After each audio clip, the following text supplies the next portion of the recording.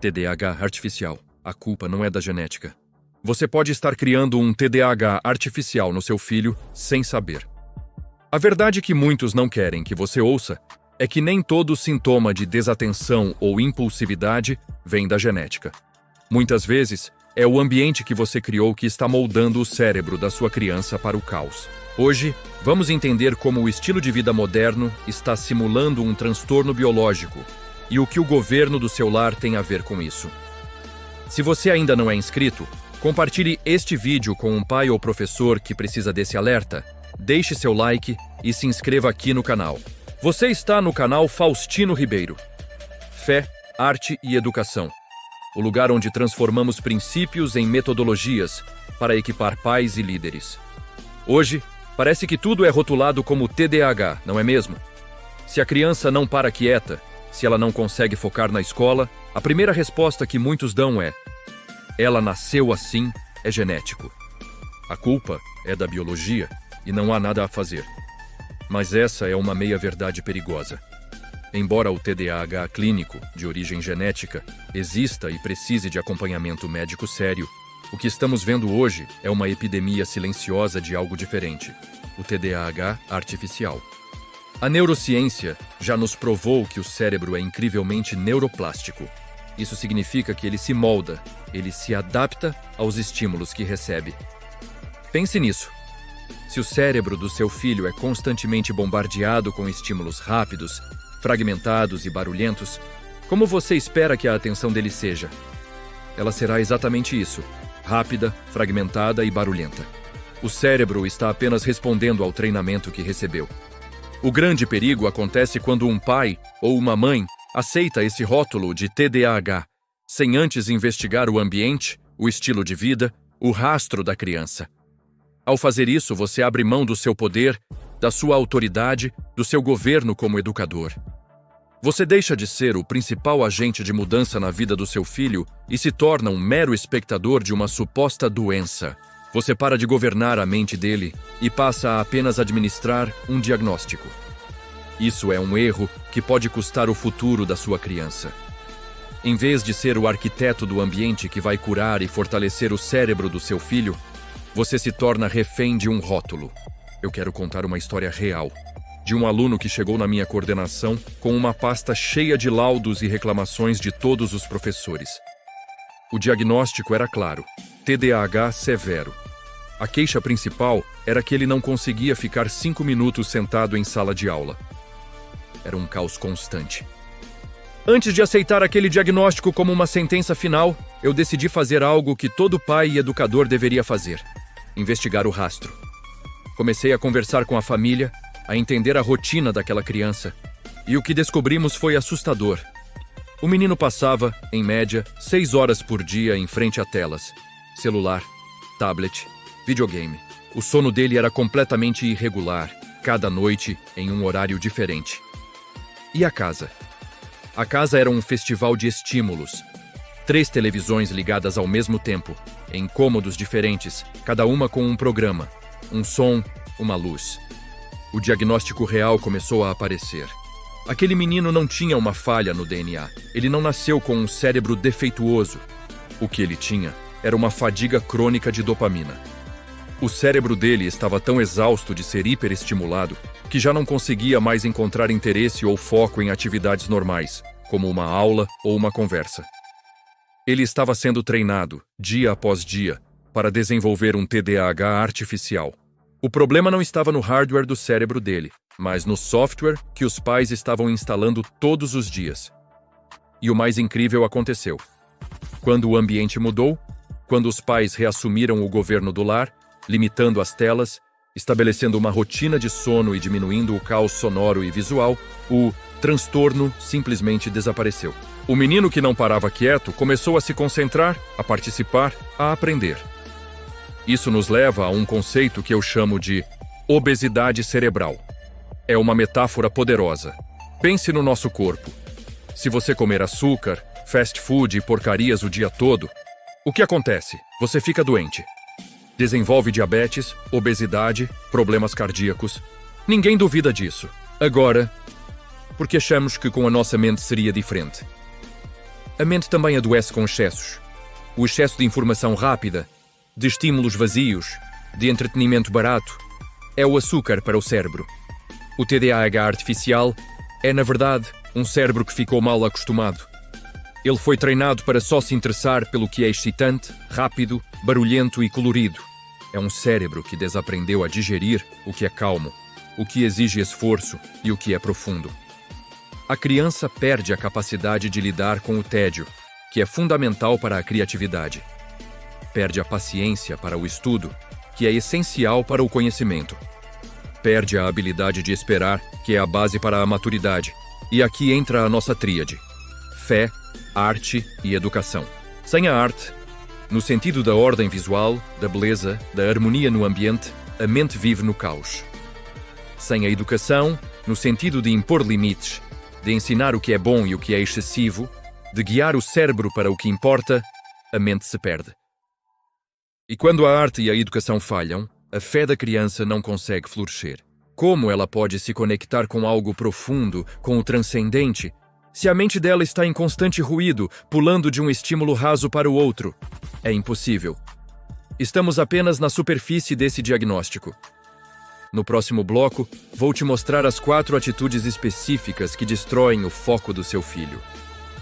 Mas antes eu quero te ouvir.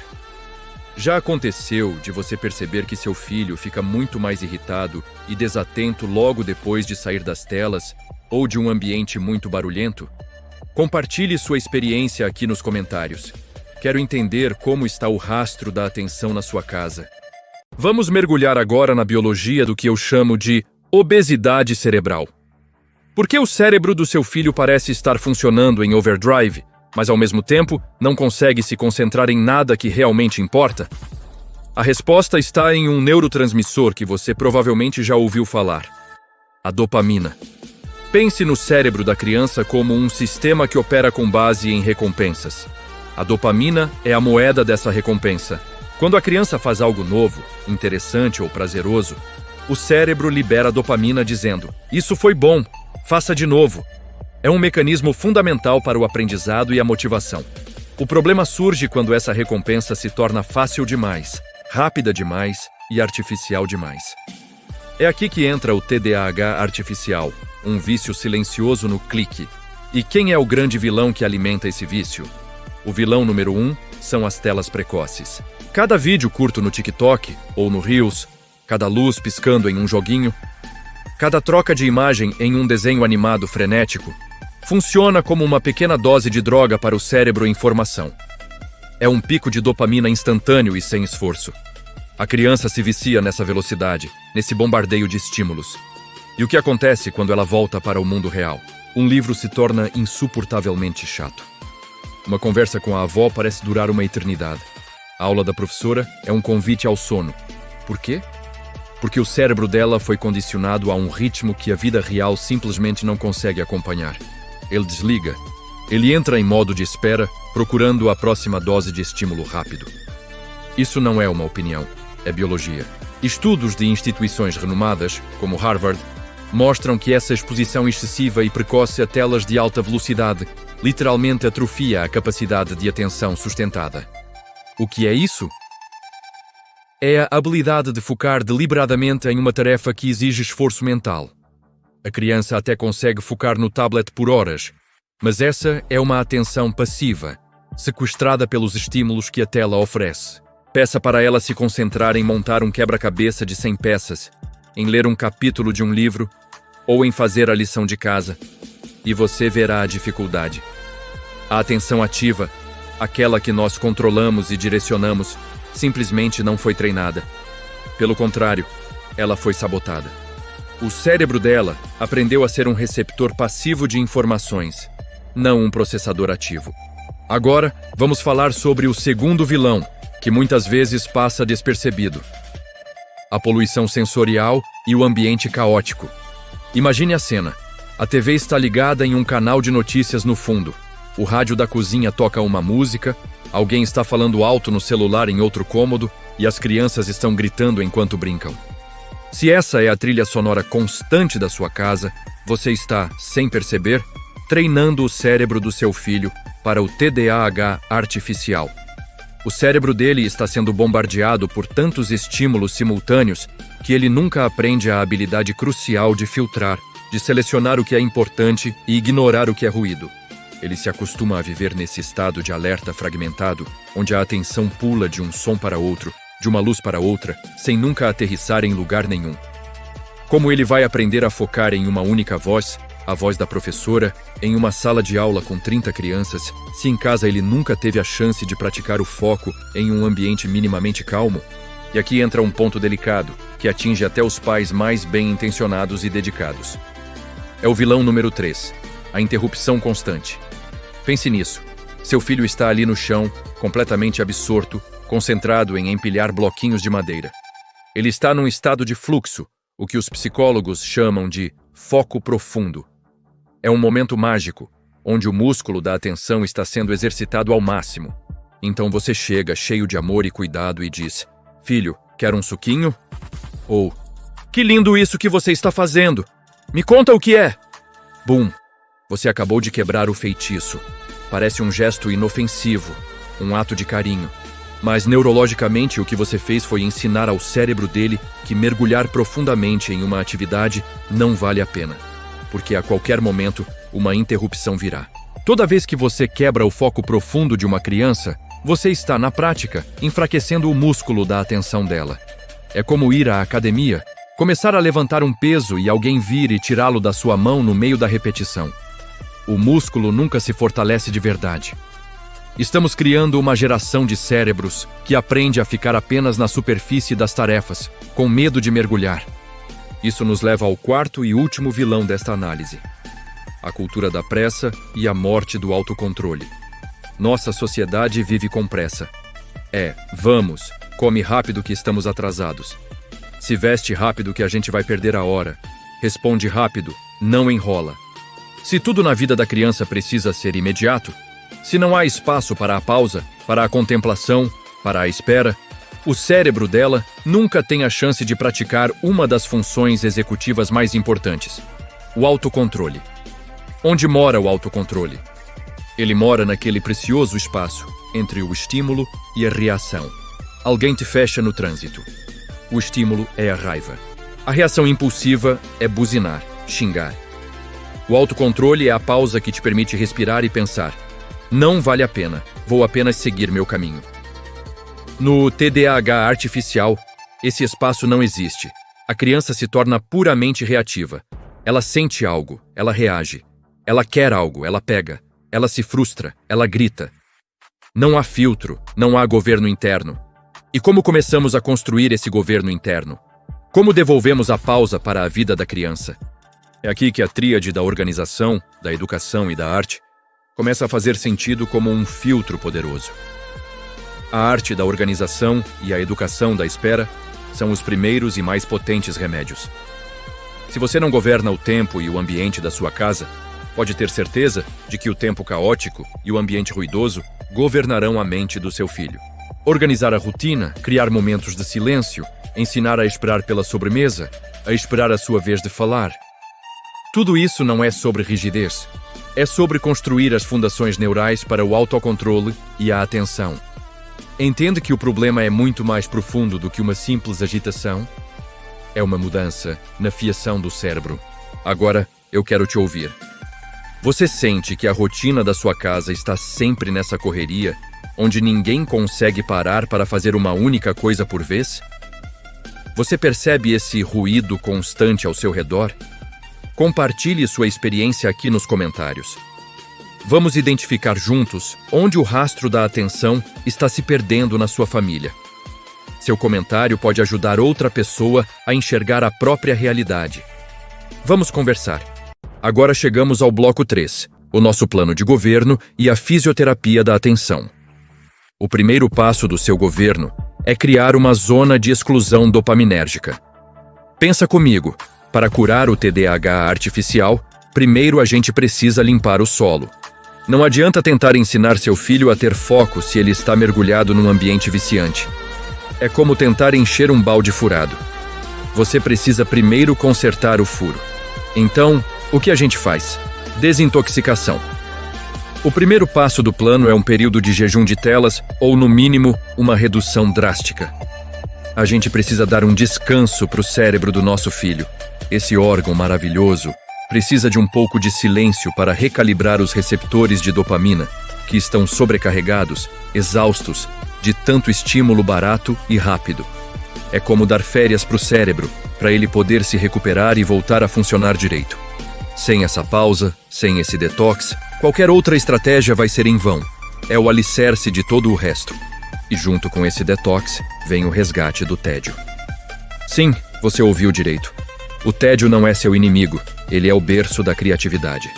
Quando o pai, quando a mãe, quando o governador da casa assume o controle, por exemplo, na mesa de jantar, e simplesmente permite que a criança fique ali sem nada para fazer, sem um tablet, sem um celular, algo mágico acontece.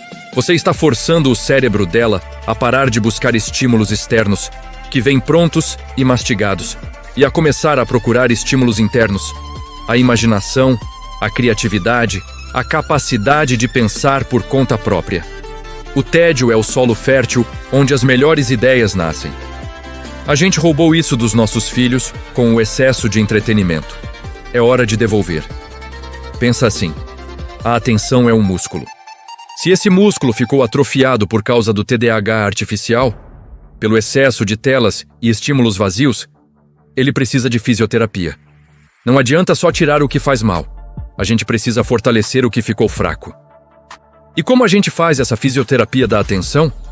Com um método prático, direcionado, que treine esse músculo dia após dia. É um processo, não um passe de mágica. E é aqui que a nossa solução prática entra em cena. Nós criamos a coleção Superpoderes exatamente com esse objetivo. Ela foi desenhada para ser uma verdadeira fisioterapia de foco para as crianças. Não são só livrinhos bonitos. Cada história, cada atividade foi pensada para reconstruir a capacidade de atenção do seu filho de uma maneira que ele nem percebe que está sendo treinado. É um tratamento que ele vai amar fazer. E essa fisioterapia se baseia na nossa tríade poderosa: arte, educação e fé. Primeiro, a arte. As histórias da coleção são contadas de um jeito que prende a atenção da criança pela beleza, pela estética, pela narrativa envolvente. O cérebro dela é capturado não por um estímulo rápido e piscante, mas por uma trama bem construída, por personagens cativantes. Isso ensina a atenção a se sustentar em algo com profundidade, com significado. A gente usa a beleza para reconquistar o foco. Depois, a educação. A coleção não tem só histórias, ela tem exercícios e atividades práticas. E esses exercícios foram criados para exigir paciência, para ensinar a importância de começar e terminar uma tarefa. Eles treinam o foco sustentado. A criança aprende, na prática, a alegria de concluir algo, de superar um pequeno desafio. Cada atividade completada é uma pequena vitória para o músculo da atenção dela, que vai ficando mais forte e resistente. E, por fim, a fé. Mas não no sentido apenas religioso. É a construção de virtudes que são o alicerce de um caráter forte. Paciência, autogoverno, perseverança, domínio próprio. Essas são as ferramentas internas que vão proteger o seu filho para o resto da vida. Quando a gente ensina uma criança a ser paciente para terminar um desenho, a gente está plantando uma semente de autogoverno que vai ajudá-la a resistir a tentações muito maiores no futuro. A coleção Superpoderes ajuda a construir esse escudo de virtudes. Estamos nos aproximando da virada de governo de 2026. E eu quero falar diretamente ao seu coração, pai, mãe, líder da sua casa. Seu filho não é um problema a ser resolvido com remédios ou diagnósticos apressados. Seu filho é um jardim que precisa de um governador. Um jardim que precisa de cuidado, de poda, de adubo, de um líder que saiba o que está fazendo. A solução não está numa pílula, está na sua liderança. Em 2026, daqui a alguns anos, quando você olhar para trás, vai perceber que a maior riqueza que você poderia ter dado ao seu filho não era o último videogame ou celular mais moderno, ou mais um brinquedo de plástico. A maior herança, o maior legado, é a capacidade de governar a própria mente, a capacidade de ter foco, de ter disciplina, de não ser um escravo dos próprios impulsos e dos algoritmos das redes sociais. Esse é o verdadeiro rastro da eternidade que você deixa na sua linhagem. Lembre-se sempre disso. Quem governa a mesa, quem governa as rotinas, quem governa o ambiente da casa, governa o destino da sua linhagem. O TDAH artificial, esse inimigo sorrateiro, perde toda a sua força quando encontra um lar onde a ordem, o propósito e a conexão real são maiores do que o entretenimento barato e a gratificação instantânea. A sua casa precisa se tornar uma fortaleza contra o caos do mundo digital. E o general dessa fortaleza é você. Chegamos ao fim deste tratado, mas o seu governo está apenas começando.